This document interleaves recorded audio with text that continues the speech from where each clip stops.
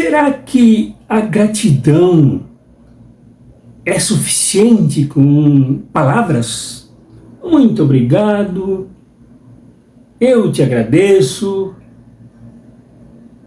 e tal. Será que a gratidão é suficiente com mera formalidade? Será que a gratidão deve ser dada a quem cumpre os seus deveres, suas obrigações? Será que a gratidão também é dada a quem não cumpre as suas obrigações, seus deveres, porque não pode, porque sofre de percalços, de dificuldades até de saúde? O que é gratidão? Para que serve a gratidão? Quando devemos ser agradecidos, se é que isso existe? Estas e outras questões, inclusive a definição, nós vemos em São Lucas, no capítulo 17, do versículo 11 ao versículo 19, que eu espero vocês leiam aí, compartilhem, reflitam, para nós continuarmos a análise e tirarmos as lições deste trecho logo após a vinheta, em nome do Pai, do Filho e do Espírito Santo. Amém.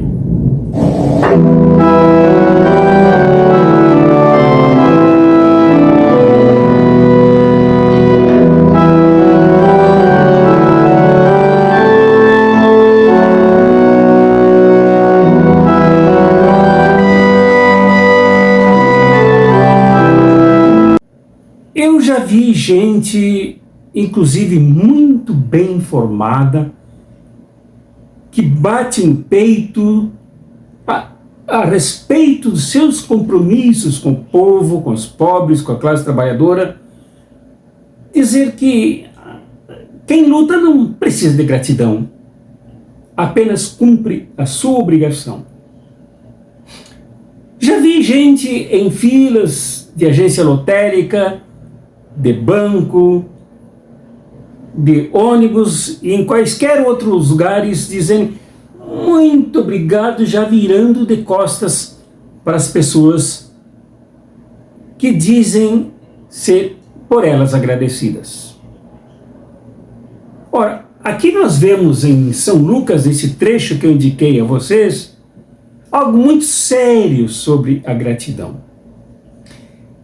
Veremos alguns destaques aqui que devem ser ressaltados, sublinhados e alimentados por nós. Primeiro destaque é que Jesus ia do interior da Palestina na sua caminhada, na sua viagem, visando o grande confronto em Jerusalém, de acordo aqui com a narrativa de São Lucas. E nesta viagem ele passou por entre dois povos crucialmente inimigos. Os samaritanos e outros, os galileus, os judeus que moravam na Galileia.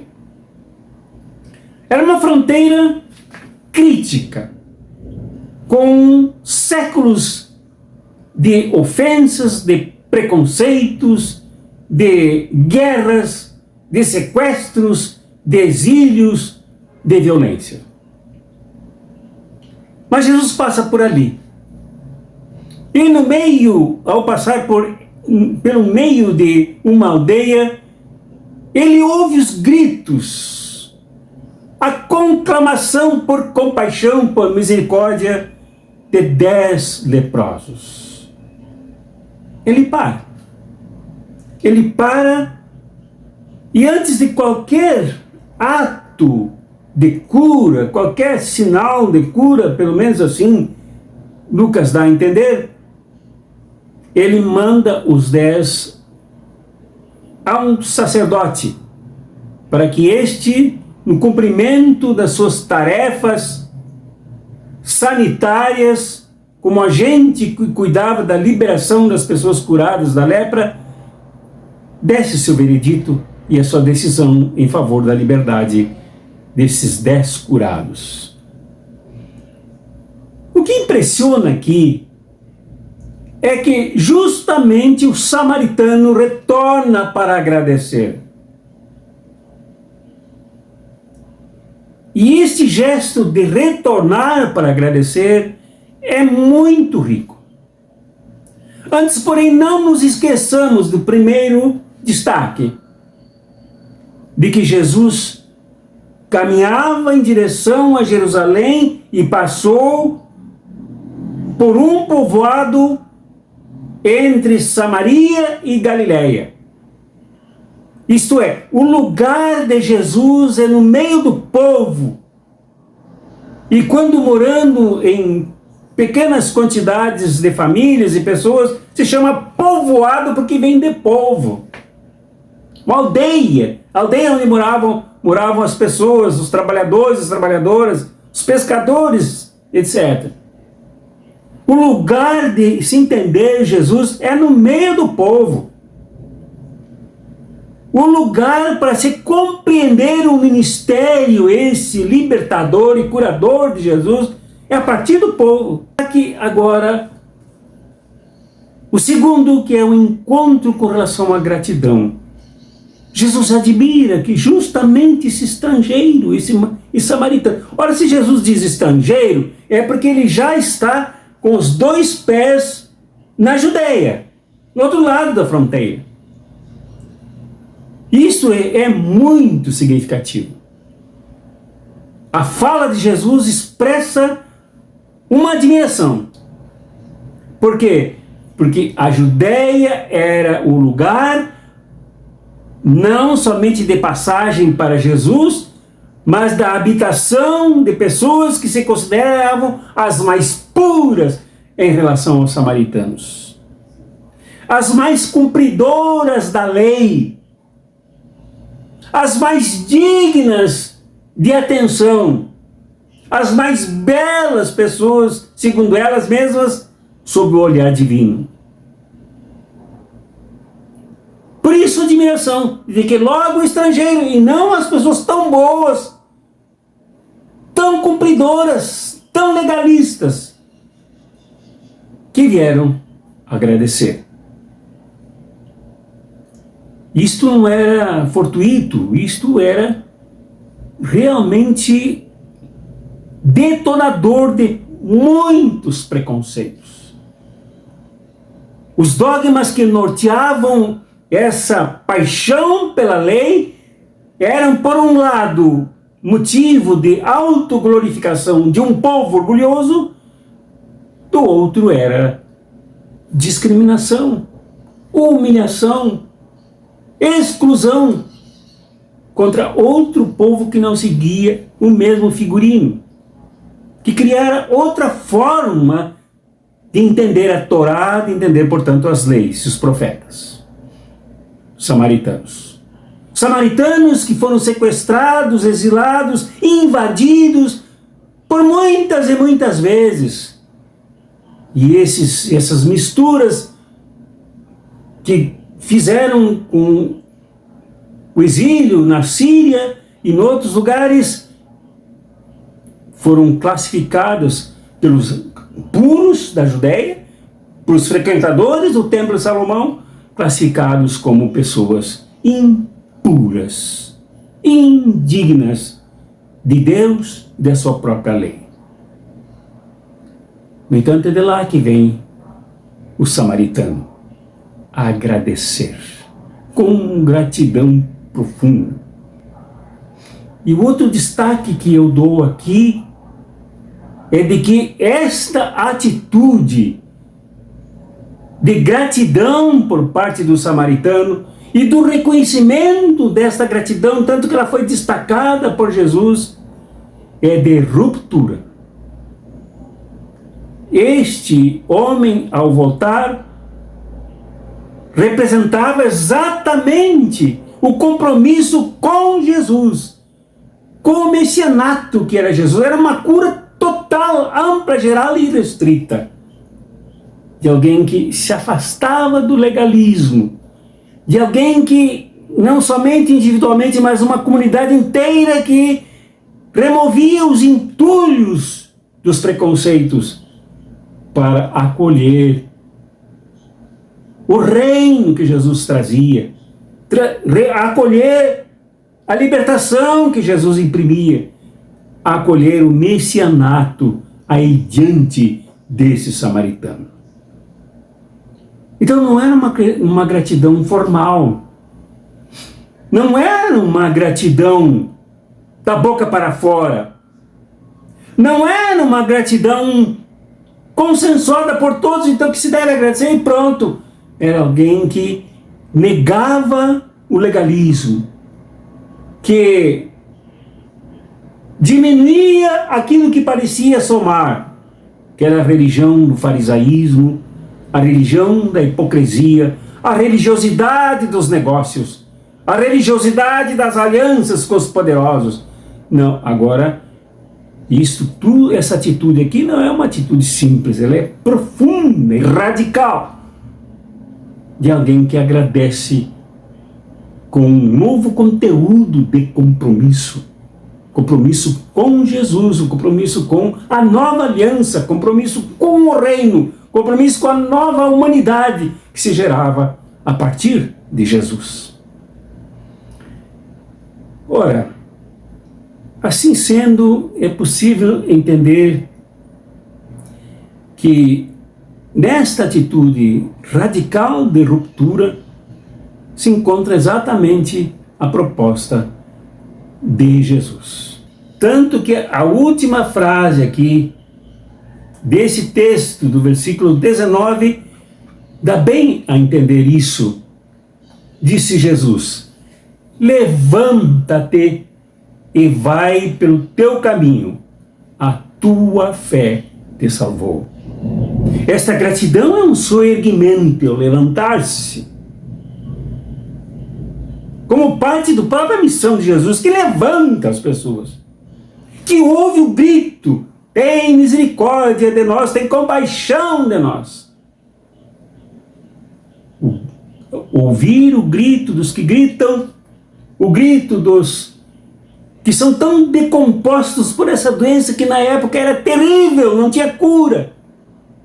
Era uma decomposição da pele, um desfiguramento físico, com a perda de visões, a perda de olhos inteiros, perda de nariz, perda de membros, dependendo do grau da lepra, que tipo de lepra era. Diante desse quadro todo, a gratidão significa que Jesus disse: levanta-te, anda pelo teu caminho, vai pelo teu caminho, anda-te, não para, não estaciona, movimenta-te, dinamiza-te. Por isso a gratidão, porque a fé, que é compromisso, que é adesão a Jesus, gera profundidade de gratidão, que é capaz de levantar. E também é capaz de levar quem se levanta a absorver o resultado desta fé, que é salvação, é cura completa.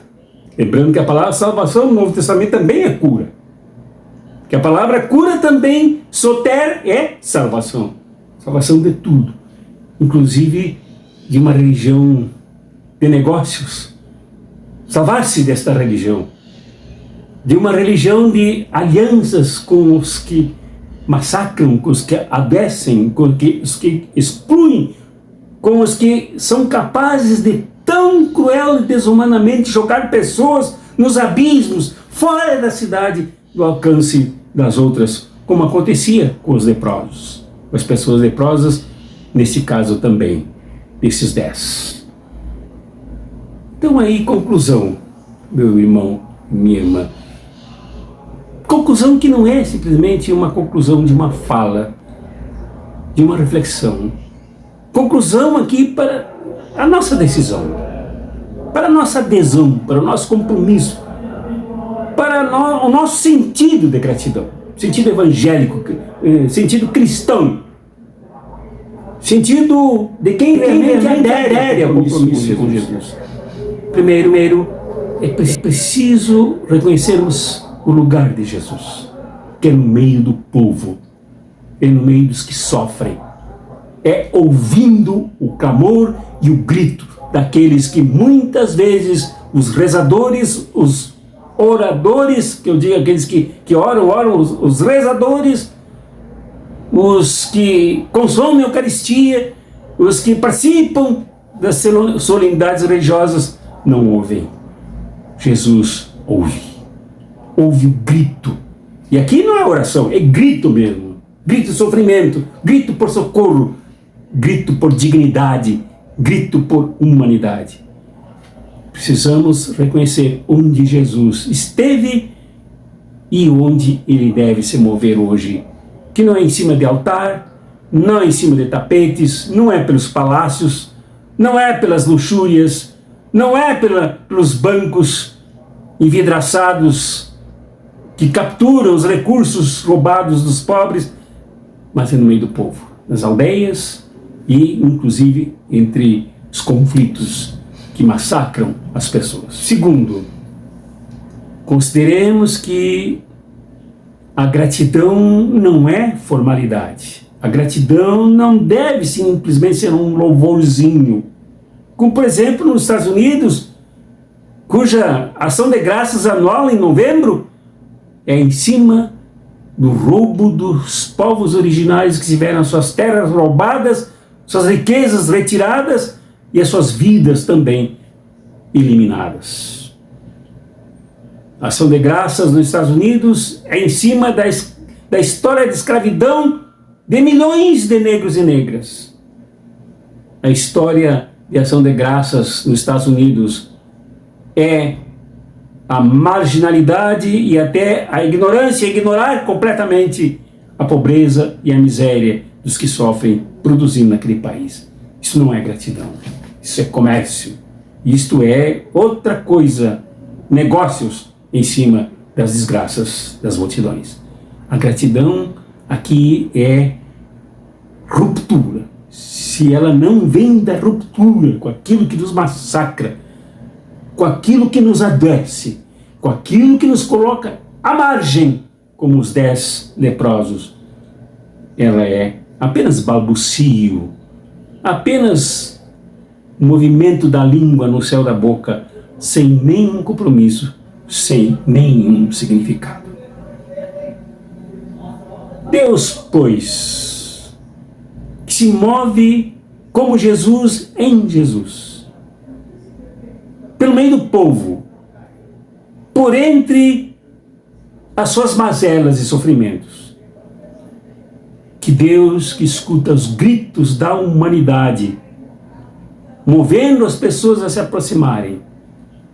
Que Deus que gera no ser humano a ruptura que é mãe da gratidão, te abençoe, meu irmão, minha irmã, e que tu te decidas por esse compromisso de fé que levanta e que nos põe no caminho como quem se salva de situações que humilham, que esmagam e que tornam a vida tão cruel.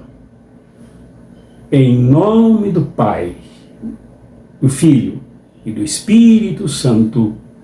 Amém.